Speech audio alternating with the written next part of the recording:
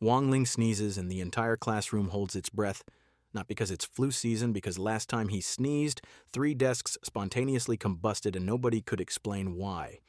This dude looks like he'd lose a fight with a wet paper bag, gets bullied daily. Teachers think he's the most boring student alive. His crush doesn't even know his name exists. But here's what they don't know. One sneeze could delete the school, one bad mood could crack reality in half. One moment of losing control could accidentally erase his crush from existence. And the amulet keeping his god-tier powers locked away? It's literally dying. Every day it gets weaker. Every day containing himself gets harder. His lunch tray bends when he's annoyed. Bullies have zero clue they're roasting someone who could think them out of existence. Wang Ling isn't trying to save the world. He's trying not to destroy it by Tuesday. The clock's ticking. His restraints are failing, and absolutely nobody sees it coming. What happens when the universe's biggest threat is just trying to pass algebra? Wang Ling walked through the gates of his new high school, eyeing the statue of Master Zhou, the guy who apparently saved Huaxu Nation from something apocalyptic. 2 seniors spotted his pathetically low force value floating above his head like a neon kick-me sign. Easy freshman money. They cornered him, demanding cash. Before Wang Ling could decide whether to run or fake his own death, a golden explosion crashed down. A girl landed in a perfect superhero pose, flames still flickering around her. Bullying freshmen is totally unfair. This was Sun Rong, and everyone immediately started whispering about her legendary status. The seniors backed off quickly. Real men don't fight girls anyway, they mumbled. Sun Rong walked over with a confident smile. Don't worry, I'll protect you no matter what. She extended her hand for what was clearly meant to be a heroic handshake. Wang Ling looked at her fire powers, her dramatic entrance, her obvious strength. Then he pulled out $10 and placed it in her palm. The courtyard went dead silent. Sun Rong stared at the money. The crowd stared at them both. Even the retreating bullies stopped walking. She had just performed a sky rescue with golden fire effects, and this freshman was paying her protection money like she was the actual threat. Sun Rong's confident expression cracked. What? Thanks for the protection, Wang Ling said seriously. Do you accept Venmo, or is this a cash-only operation? Before Sun Rong could explain that she wasn't running a protection racket, Master Zhou's hologram materialized. His presence silenced every whisper. Line up for spiritual force testing. High scorers enter class elite, the path to glory. Failures join ordinary classes, the road to mediocrity. Wang Ling looked at his force value and already knew his fate. But now, with hundreds of eyes on him after the protection money fiasco, failing wouldn't just mean ordinary class. It meant 3 years of being that kid, the one who paid protection money to his own savior. His mom would find out, his old school friends would hear about it, he'd become a cautionary tale parents tell their children about social awareness. The stakes had shifted from academic to complete social annihilation. The first student entered the testing room and found himself ankle-deep in glowing, ice-cold water that made his legs tingle. A giant frog, bigger than a car, stared at him with ancient, judgmental eyes. On the viewing screen, Sun Rong casually mentioned this was the same frog that attacked the city years ago. After Master Zhou defeated it, the frog learned girls kiss frogs to find princes, she explained. So it decided to make a comeback. What a simp. The announcer explained the real frog was sealed underground. This was just its spiritual knockoff.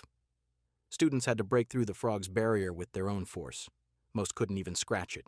Their attacks bounced off like rubber balls while Wang Ling internally panicked. Please let me at least hit this thing once, just once. I can't be the protection money kid and the failure kid. That's too much cringe for one lifetime. Then Chen Chao walked in, hand glowing with fire, and smacked the barrier like it owed him money. Ripples spread across the water. The crowd erupted. He made class elite along with Guo Hao's force value of 886. Sun Rong stepped up next, struck with a force value of 2019, and everyone started calling her a goddess. The previous successes looked pathetic by comparison. When Wang Ling's turn came, something weird happened. The frog perked up and stared at him like they'd met at a really awkward family reunion. Its ancient eyes widened with what looked suspiciously like recognition and fear. Wang Ling decided to put on a show. He scrunched his face in exaggerated concentration, making little grunting sounds like he was struggling to lift a feather. Just look normal. Look like you're trying. Don't accidentally delete the frog from existence. The crowd watched, expecting complete failure. "Come on, freshman," someone shouted. "Show us what $10 buys." Oh, great, they're never letting that go. Right as he struggled to strike, the display screen glitched and flipped upside down, showing his force value as infinite nines. The crowd went dead silent. Sunrong noticed there was no protective barrier around the frog this time, unusual for someone with such low power. Wang Ling wondered why the frog was playing dead when he hadn't even touched it yet. But he got into class elite anyway, followed by whispers that were no longer mocking. They were confused, suspicious, and maybe a little fearful. In their first summoning lesson, Miss Pan explained that spiritual entities floated everywhere, and students needed to rip open space to drag one through. The bigger your force level, the bigger the creature, but be warned, summon something beyond your control and some students never return. Chen summoned a stick. Everyone laughed. He was really branching out with his summoning skills. Sunrong summoned a skeletal dog with a pink bow. "Just a stray dog," she said, wondering how much force it actually took to summon something decent. Then came Wang Ling's turn. The classroom didn't just explode, it disintegrated. The same giant frog from testing materialized, but this time it was the size of a school bus, glowing with ancient power that made the air itself scream. The floor didn't crack, it vaporized into a perfect circle of nothingness. Desks didn't overturn, they atomized into glittering dust that hung in the air like deadly snow. The windows exploded outward in slow motion, each shard catching the light like diamonds before vanishing completely. Students weren't just diving under desks, they were yeeted backward by pure spiritual pressure, sliding across the floor like they'd been hit by an invisible truck. Miss Pan's hair was standing straight up, her eyes wide with the kind of terror usually reserved for natural disasters. "The seal is actually broken!" someone screamed. "Why is there a hole in reality?" another student wailed. The frog looked around at the cosmic destruction, then at Wang Ling, who was standing in the center of the chaos looking mildly annoyed that his simple summoning had caused such a fuss. Well, this is awkward, Wang Ling thought. Miss Pan quickly merged Sunrong's skeletal dog with the frog, creating a weird green dog thing that looked like it had been designed by a committee of drunk kindergartners. Students stared in amazement and named it Froggy 2. "Well," Miss Pan said, her hair still smoking slightly, "that's definitely going in my resignation letter." As the dust settled, Sunrong looked at Wang Ling with new eyes. The protection money, the impossible test results, now summoning legendary creatures by accident. She pulled out her phone and quietly deleted his contact information.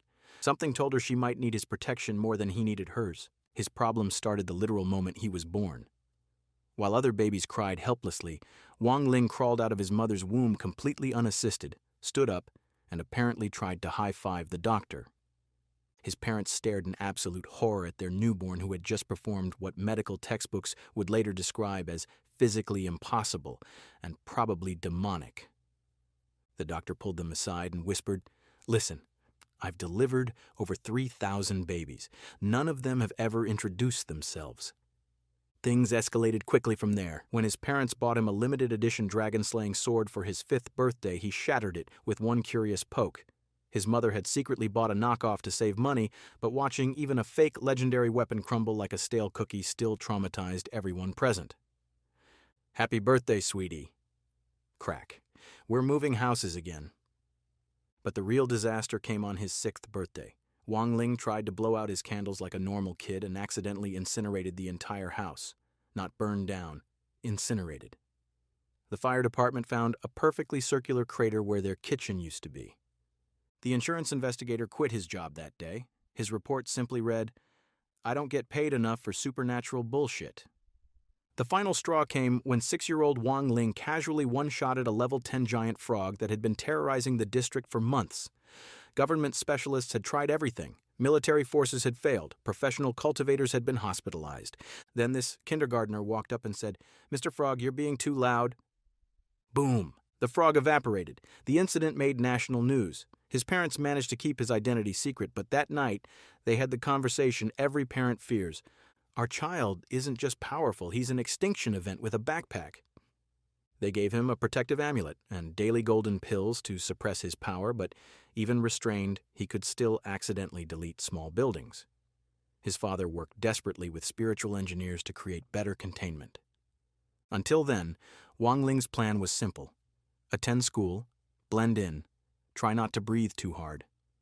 This plan immediately failed. The next morning, Wang Ling woke up from nightmares about romantic dinner dates and looked out his window. Sun Rong was waiting on the road with what appeared to be a small private army of security guards. She brought backup. That's actually smart. He quickly closed the curtains and stumbled downstairs for breakfast, hoping she'd get bored and leave. His parents were practically vibrating with excitement. "Our son is dating the Sun Rong," his mother squealed. "Do you know what this means for our social status?" "It means I might actually get promoted at work," his father added. "Eat faster. Don't keep your girlfriend waiting." "She's not my girlfriend," Wang Ling protested. "We haven't even been on a date yet." "That's why you need to go on one." They physically pushed him out of the house. Wang Ling reluctantly got into Sun Rong's luxury car, secretly hoping those assassins Froggy 2 mentioned would show up and end this nightmare. "Maybe if I'm lucky, they'll just kidnap me instead." Sun Rong was practically glowing with excitement. "We're going to Heavenly Paradise. It's a theme park my family built just for me. My grandfather said I could only visit it with the love of my life." She paused, then laughed nervously. "I mean, that's just what he said. It's probably just a silly old man thing, right?" Her eyes suggested she wasn't kidding at all. "I'm definitely going to die today." As they approached, Wang Ling spotted the same 2 rabbit-masked assassins who had tried to snipe Sun Rong yesterday. They'd apparently followed them into the park and were now drawing guns in broad daylight. "Seriously? In front of children?" The assassins fired. Wang Ling caught the bullet between his teeth like he was catching popcorn. Sun Rong saw his smile and blushed. "You're so confident. I love that about you." Wang Ling quickly used his powers to knock out the assassins, then employed his 50% forgetting trick to erase the incident from Sun Rong's and the guide's memories. "What were we doing?" Sun Rong asked, looking confused. "You wanted to try the fairy mouth thing," Wang Ling said. "Oh, right. This is so exciting." For the next 3 hours, they enjoyed rides and games while Wang Ling secretly stopped 6 more assassination attempts. This is the most dangerous theme park date in human history. The fireworks exploded in the distance, beautiful and tragic, as another day of hidden heroics came to an end. The next day, their phones buzzed simultaneously with a group chat invitation from the school administrator. Administrator: "Congratulations! You've all been selected for the 4,396 National Senior Phase Sword Competition." Chen: "Wait, what?" Guohao: "All of us? Even me with my pathetic 176 score?" Sun Rong: "This is incredible. I can't wait to represent our school." Administrator: "Yes, all 5 participants from our school, including Froggy 2 inches." Chen: "Did you just say Froggy 2? Administrator: "Froggy 2 took the spiritual force test and scored 5,000, higher than Tang Jing. Animals are eligible to compete." Guohao: "Our class pet outscored the legendary Tang Jing." Sun Rong: "That's actually amazing." Wang Ling realized with growing horror that he'd have to compete publicly in front of thousands of people, where hiding his true abilities would be basically impossible. Great. From invisible student to national competitor, this is the opposite of staying under the radar. Chen immediately called his father to share the news. His dad practically exploded with pride. "This is Lai Chao, forged by master craftsman." Guohao excitedly showed off his own sword. "I've had this baby for 8 years, forged from level 3 magnetic tiger teeth. She's not fancy, but she's loyal." He pet his sword like it was a beloved dog. Sun Rong joined their video call and casually displayed her spiritual sword like she was showing off a new phone. "This is ocean," she said simply. The sword was a brilliant blue that seemed to contain actual flowing water inside the blade. It hummed with power that made everyone's phones vibrate. The administrator's jaw hit the floor. "Sun Rong! That sword has developed a spirit! That's incredible!" Destructor Pan appeared on screen, practically bouncing with excitement. Despite her family advantages, Sun Rong put in real effort to bond with her sword. This is remarkable progress. Sun Rong shrugged modestly.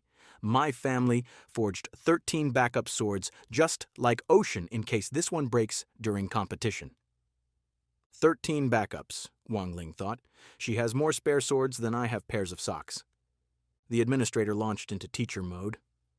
Sword spirits start chaotic but solidify with dedication. They can appear as small beasts or humans evolving over time.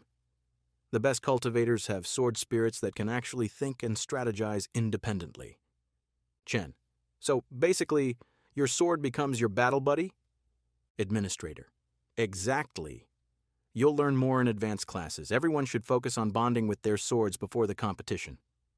He turned his attention to Wang Ling. Speaking of preparation, Wang Ling, how's your sword training going? Wang Ling froze like a deer in headlights. He had no spiritual sword. He'd never even held a spiritual sword. His weapon experience consisted of using kitchen knives to open packages.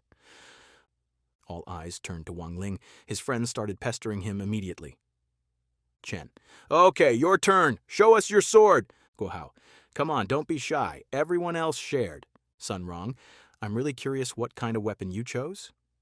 Wang Ling just wanted to eat his crispy noodles in peace and maybe figure out how to fake his own death before the competition. Sun Rong. Wait. What kind of sword is it? We all showed ours. Chen. Don't leave us hanging. At least tell us the name. Guo Hao. Is it a family heirloom? Custom forged? Mysterious ancient relic? Wang Ling's panic reached new heights. He was now officially committed to having a sword he definitely didn't possess. I'll show you guys tomorrow, he typed. It's special. Needs proper lighting to appreciate fully. Sun Rong. Now I'm even more curious. See you tomorrow. Chen. This better be worth the wait. The next day, Wang Ling met his friends outside the school gate carrying what appeared to be a children's wooden practice sword. Chen and Guo Hao immediately started roasting him. Dude, that's not a spiritual sword. That's what 5-year-olds use in beginner classes. It's so small, Guo Hao added. Did you borrow it from a kindergarten? Sun Rong tried to be diplomatic. It's cute, very minimalist design. But she kept staring at it with growing curiosity, like she could sense something was off. Froggy, too, was the only one who realized the wooden sword's immense power. The creature took one look at it and started whimpering nervously, backing away like Wang Ling was carrying a nuclear weapon disguised as a toy. Administrator Zhou and Instructor Pan arrived with official-looking clipboards. The competition takes place at Faction 59 for 5 days, Zhou announced. Everyone needs to stay for the full duration. Seeing Wang Ling without luggage, the administrator raised an eyebrow. You do realize we're staying there, right? Wang Ling had known, but he'd planned to fake a stomach ache and escape home once they arrived. The mandatory stay requirement ruined that plan completely. All participants must remain for the entire competition period, the administrator warned. No exceptions. Chen generously offered to share his clothes, which disgusted everyone within earshot. I'd rather wear the same outfit for 5 days, Guo Hao said immediately. Everyone except Zhou boarded the bus. Zhou had some mysterious emergency to handle and wished Wang Ling good luck before Wang Ling closed his window in annoyance. Stop giving me luck I don't want! Inside the bus, Wang Ling's sword spirit tried to emerge from the wooden sword. He quickly suppressed it and reminded the spirit of their agreement from yesterday. He'd given the sword spirit an entire bag of crispy noodles in exchange for staying quiet during the competition. But the spirit seemed increasingly restless as they got closer to Faction 59. Please don't choose now to have a personality crisis. The bus arrived at Faction 59's imposing gate, where Tang Jing and 2 other students waited with their instructor. The place looked like a cross between a military academy and a luxury resort. All eyes were now on their group, making it impossible for Wang Ling to fake his planned stomachache escape. She approached him with predatory interest, and this must be the famous null-score student. She used some kind of spiritual testing technique on him, sending a ray of spiritual force through his body like an X-ray. Wang Ling wondered if he could use this intrusive scan as an excuse to leave the competition. Pan, dear, she mocked. Did you seriously bring a student with a spiritual force value of 5 to a national competition? Are you ready to accept complete humiliation? Wang Ling's amulet suddenly burned against his chest as Xi's spiritual probe went deeper than expected, like spiritual surgery without anesthesia. His sword spirit began stirring violently in response to the unwanted examination, and he could feel the wooden sword getting warm in his hand. Wang Ling seized the opportunity and dramatically collapsed while clutching his chest like he was having a heart attack. Oh no! The spiritual probe, it's too much! He gasped theatrically. Everyone from Faction 60 immediately gathered around him in panic mode. His sword spirit emerged from the wooden sword, looking genuinely worried. Wang Ling, your amulet is breaking, like actually breaking. Why didn't you tell me earlier? Wang Ling whispered, still maintaining his performance. I tried on the bus. You kept shoving me back inside every time I tried to warn you. Wait, what? Wang Ling's fake distress became real concern. The spirit's expression grew serious. If it shatters completely, your spiritual foundation could be permanently damaged. We're talking cosmic-level problems here. Suddenly, the amulet around his neck cracked with a sound like breaking glass. Unimaginable spiritual force erupted into the sky like a nuclear explosion made of pure energy. The ground shook, windows rattled, birds fell out of trees. Everyone was immediately terrified and started pointing accusingly at Shi. "What did you do to him?" Sun Rong shouted furiously. She backed away, hands raised defensively. "I didn't do anything, I just performed a simple spiritual test. He's obviously acting." Wang Ling was genuinely writhing on the ground now as spiritual energy backfired through his body like lightning in his veins. "Okay, this isn't fake anymore. This actually hurts." She frantically asked the other Faction 59 students, "Did any of you do anything to him?" They all shook their heads rapidly, looking like deer caught in headlights. The medical team arrived and placed Wang Ling on a stretcher while Sun Rong rushed to his side, her concern genuine and heartbreaking. Tang stepped in front of her with his usual perfect timing and terrible social awareness. "Sun Rong, remember our time together at Cultivation Cram School?" "Tang, I'm not in the mood for your bullshit right now," she snapped, trying to get around him. But Tang, being Tang, completely ignored her feelings and started bragging instead. "As Faction 59's student union chairman, I'm taking personal responsibility for this incident. It's a matter of faction honor now." "I said leave me alone." She tried to punch him, but a short girl with white hair appeared out of nowhere and caught her fist. "Tang, introduce me properly," the girl said with dangerous calm. "This is Yisha Bei, my student union secretary. Yisha, meet the famous Sun Rong." Chen tried charging in to rescue Sun Rong, but other Faction 59 students formed a human wall, preventing anyone from Faction 60 from following as Wang Ling was wheeled away. In the medical room, Wang Ling's body continued erupting in blazing spiritual energy like he was having an allergic reaction to reality itself. Instructor Shi wrapped him in bandages like a mummy to contain the power. "This should hold for now," she muttered, but she looked genuinely worried. Tang made some snide remark about students going overboard, which made Sun Rong's suspicion levels spike to maximum. "You're behind this somehow, aren't you?" she accused, drawing her sword ocean. The blue blade hummed with deadly intent.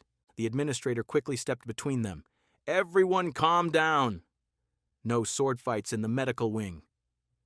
In the medical room, Wang Ling used his flash trick to temporarily blind the doctors and snuck out while they were rubbing their eyes and cursing. Time to find the exit and get the hell out of here. But his spiritual energy was becoming increasingly unstable. He could feel it building toward a catastrophic release that could level the entire academy, possibly the entire city. "Great, I'm becoming a walking weapon of mass destruction." He needed a new amulet from his father before he accidentally ended civilization as they knew it. He called his dad, who answered while apparently juggling a phone and toilet paper. "Dad, I need a new amulet. The old one is breaking, and I might accidentally destroy everything." "What? I'm dropping everything right now. Don't move, don't breathe hard, don't think too loudly." His father hung up and presumably flew off on his sword, probably breaking several speed limits. Meanwhile, everyone except Wang Ling assembled in the gym for competition instructions from Ms. Shi. "Teams compete 5-on-5, she explained, pointing to a field with 5 colored altars. "Metal, wood, water, fire, and earth. Insert your sword into an altar to accumulate points. First team to reach 100 wins." Tang immediately started his psychological warfare. "Faction 60 only has 4 members with Wang Ling sick. Maybe you should just forfeit now and save yourselves the embarrassment." Pan fired back without missing a beat. "Faction 59 also only has 4 members. Genius!" Tang's laugh was so menacing it probably registered on evil meters worldwide. "Our 5th member has been here all along." Suddenly, a massive wave of water nearly crashed into the Faction 60 team as someone called Befeng made his dramatic entrance. This guy looked like he'd stepped out of an anime about overpowered waterbenders. His hair defied gravity, his clothes billowed mysteriously, and he carried an aura of, "I'm too cool for this competition." He immediately zeroed in on Sun Rong and offered her a flower with a pickup line that belonged in a museum of terrible flirting. "Beautiful lady, if you accept my flower, I'll gladly join your side instead." Chen, displaying the protective instincts of a loyal golden retriever, rushed to her defense. "Back off, water boy!"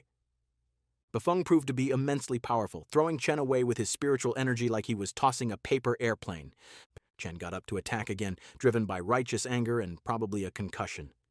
Befeng beat him up badly, but Chen remembered his dad's words about not standing still when injustice occurred. "I won't give up," Chen yelled, going all in with a desperate punch. Befeng's expression turned cold. "Time to make an example." He caught Chen's arm and destroyed it using negative spiritual energy.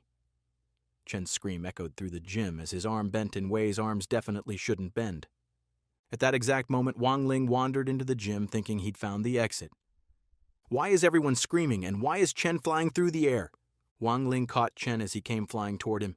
The moment they made contact, Chen's mangled arm was instantly restored to perfect condition. Everyone stared in shocked silence. Chen looked at his healed arm in amazement.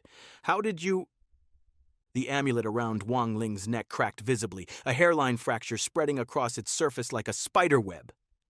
Wang Ling's phone rang. His father's panicked voice carried an edge of urgency he'd never heard before. "Son, get your amulet now! Don't use any more power!" Wang Ling hung up, knowing he couldn't sneak away anymore.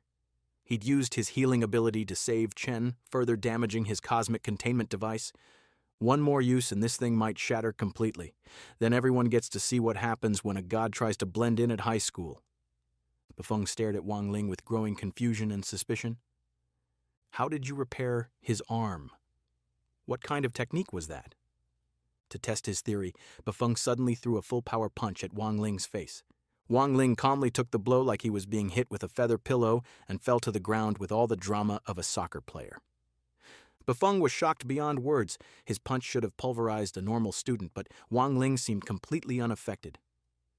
"Impossible," Befeng muttered. "You have no spiritual force at all, but you just did something that requires incredible power." "How?" Wang Ling got up emotionlessly and started walking away like nothing had happened. "Hey, wait!" Befeng called after him. Sunrong rushed to Wang Ling's side, concern written all over her face. "Are you all right? That looked like it hurt." Wang Ling held out Befeng's flower, which he had somehow acquired during the punch exchange. "You can have this," he said simply. Sunrong started to ask how he'd managed to steal it, but Wang Ling was already walking away. Befeng remained completely baffled, staring at his empty hand. His confidence began to crack like Wang Ling's amulet. If this kid can slip past my defenses so easily, what else is he capable of? Everyone was instructed to go to their preparation rooms. Wang Ling excused himself with his usual priorities. "I want some limited edition sweet potato-flavored crispy noodles back in a few minutes." As he walked, the amulet's crack deepened with each step. He felt something cold creeping into his chest, a warning that time was running out. He turned a corner and stumbled upon Befeng being beaten by a figure in dark robes. The Shadow Faction boss. The boss looked up at Wang Ling's approach, his eyes immediately fixing on the cracked amulet with recognition and hunger. The Shadow Lady tied both Wang Ling and Befeng with her immortal binding rope, basically spiritual handcuffs that made escape impossible unless she personally untied them. She kicked Wang Ling with her heels, completely unaware that she was essentially kicking a nuclear bomb with a cracked casing. The impact sent another crack spider webbing across the amulet's surface. The air around Wang Ling began shimmering with unstable energy that made reality itself look glitchy. His sword spirit desperately tried waking him up to prevent an accidental apocalypse. "Wang Ling, wake up! You're about to accidentally delete everything!" But no amount of shouting worked. The sword spirit's voice grew increasingly frantic as it sensed the amulet hanging by a cosmic thread. Finally, in desperation, the spirit tried the one thing that always worked. "Crispy noodles are half price today at the convenience store." Wang Ling's eyes snapped open immediately. "Did you say half price?" The sword spirit sighed in relief as the dangerous energy around Wang Ling stabilized. "Thank the cosmos for your food obsession." Meanwhile, the Shadow Lady had disguised herself as Befeng and burst into the preparation room where everyone was arguing about the competition. "Emergency," she announced dramatically. "Wang Ling has been kidnapped by a woman." Zhou Yi, who'd been anticipating something like this, confirmed grimly, "That woman is Zhang Liang, the Shadow Faction leader." Zhou Yi's face went pale as her spiritual calculations revealed something terrifying. Wang Ling's energy signature was fluctuating wildly, threatening to tear reality apart like a cosmic blender. "His spiritual force readings are impossible," she whispered. "This could affect far more than just the school." Tang asked Zhou Yi for more details, and she revealed the Shadow faction was holed up in the old campus building. Sun Rong's bodyguards immediately tried to escort her to safety. "Miss Sun, we need to evacuate you immediately." "My family never backs down from fights," she declared with fierce determination. "We're going to rescue Wang Ling, and that's final." What they didn't know was that every minute Wang Ling remained captured brought the world closer to catastrophic destruction. Miss Chi sent her students too, but with a warning: don't engage in combat. Just assess their abilities. We're dealing with forces beyond normal cultivation. Meanwhile, Wang Ling slept peacefully for the first time in weeks. He no longer had to worry about avoiding the competition, blissfully unaware that his capture might trigger the end of civilization. In his dreams, he felt something vital slipping away like sand through his fingers, but couldn't identify what it was. His peaceful nap was interrupted when the driver, a grumpy old man with way too much power, announced it was time to do his job. Bafeng started crying for help, which annoyed the driver enough to stomp the ground in frustration. The entire building trembled like it was having an earthquake. Bafeng fell into the massive hole created by the driver's tantrum stomp. "The old man is a spiritual infant with incredible power," the sword spirit warned urgently. "And your amulet can't take one more hit. Literally. One more impact, and we're all dead." Sun Rong and the rescue team arrived to find Wang Ling tied to a pole like he was being prepared for some kind of ritual. Xi's spiritual senses immediately detected the unstable energy radiating from Wang Ling. "Something's very wrong here. This energy signature is apocalyptic."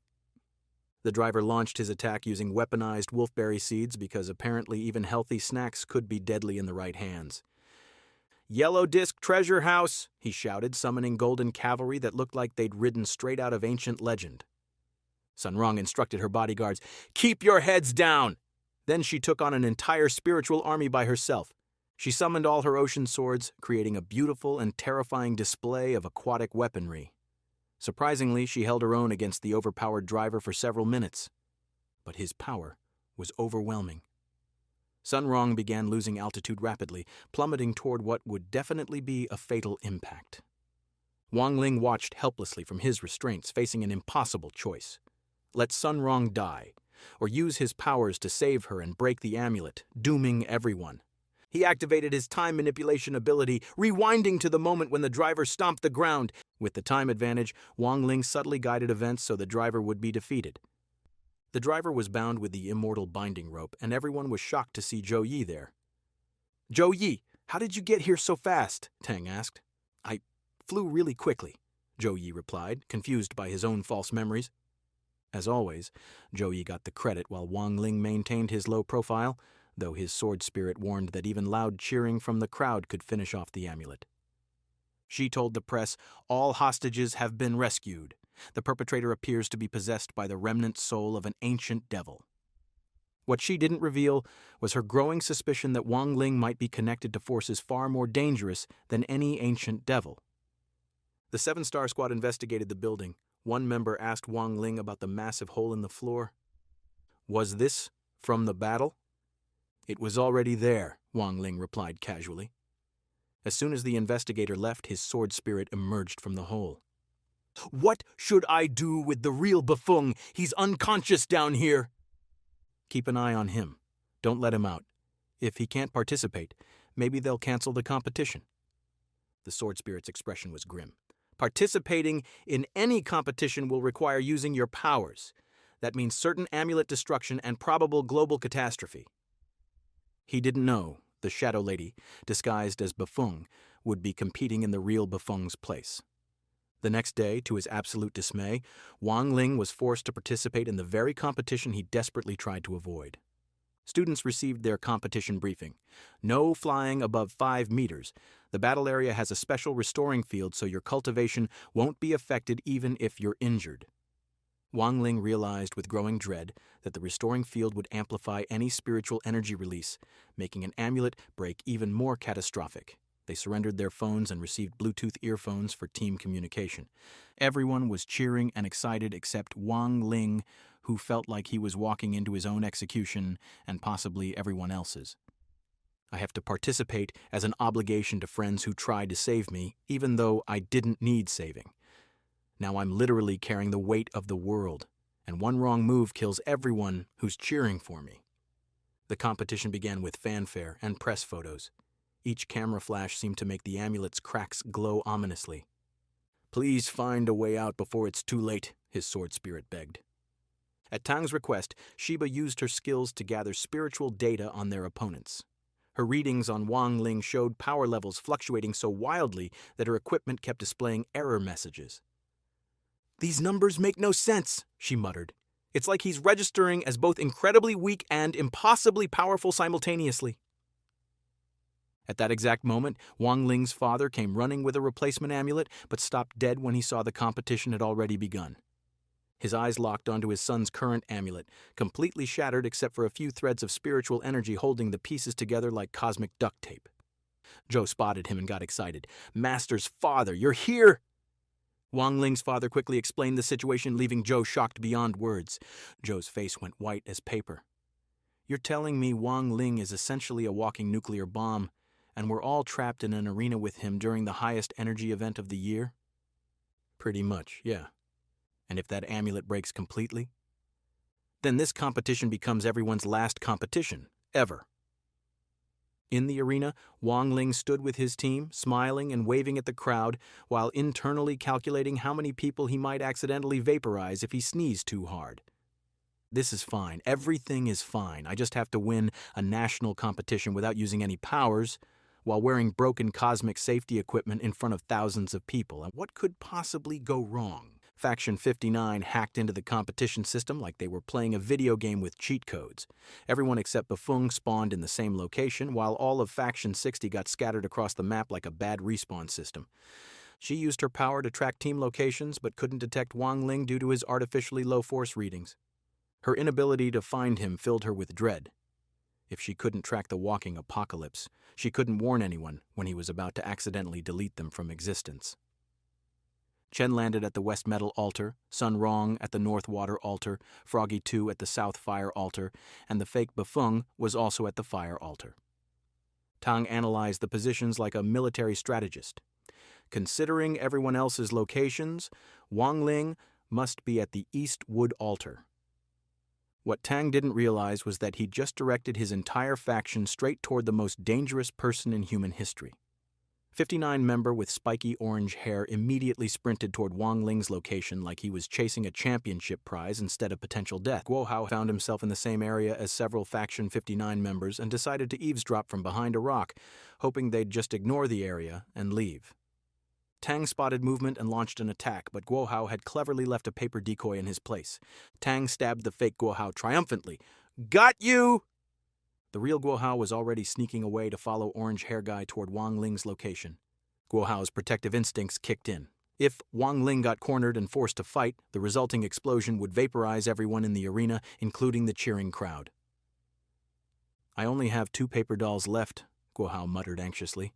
"Each decoy used brings us closer to the moment when Wang Ling has to defend himself directly. And when that happened, game over for everyone." Faction 59 dispersed to fight Faction 60 while capturing the Earth Altar. The dispersal meant Wang Ling's friends were now scattered and vulnerable, with no backup close enough to help when his amulet finally shattered. Chen heard the announcement and rushed to capture the metal altar, dodging sharp leaves that scratched him all over like an angry cat. Despite the plant-based assault, he pushed forward and reached the altar. "How do I capture this thing?" he wondered aloud. A girl named Shambi appeared and casually explained, "Lower your sword to the altar and wait 10 seconds.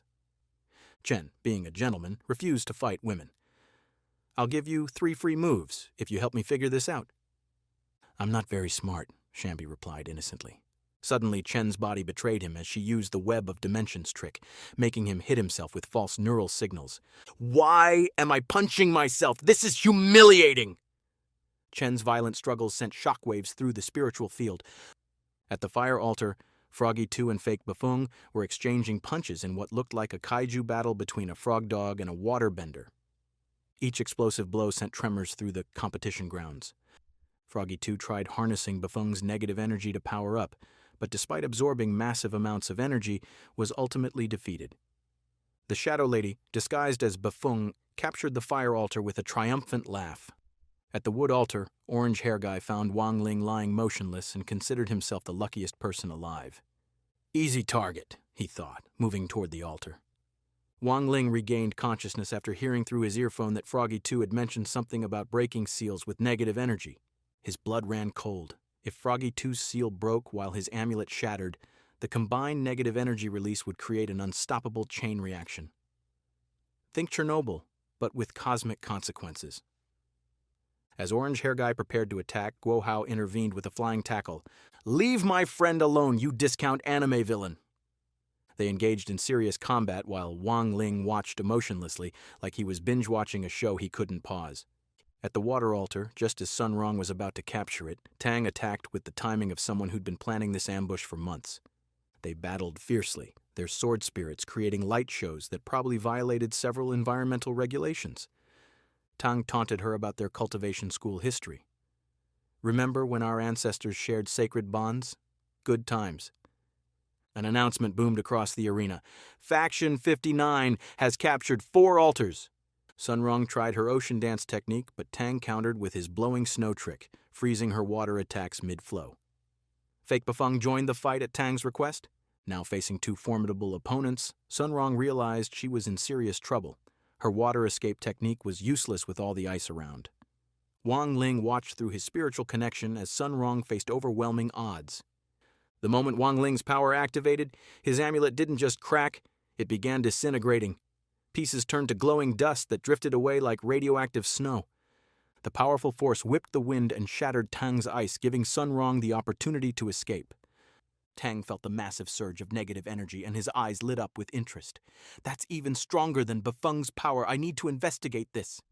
Before leaving, Tang captured the water altar and told Fake Befeng cryptically, "I don't know who you really are, but if you follow directions and help us win, you'll be rewarded later." What Tang didn't know was that he was racing toward the epicenter of a potential world-ending explosion.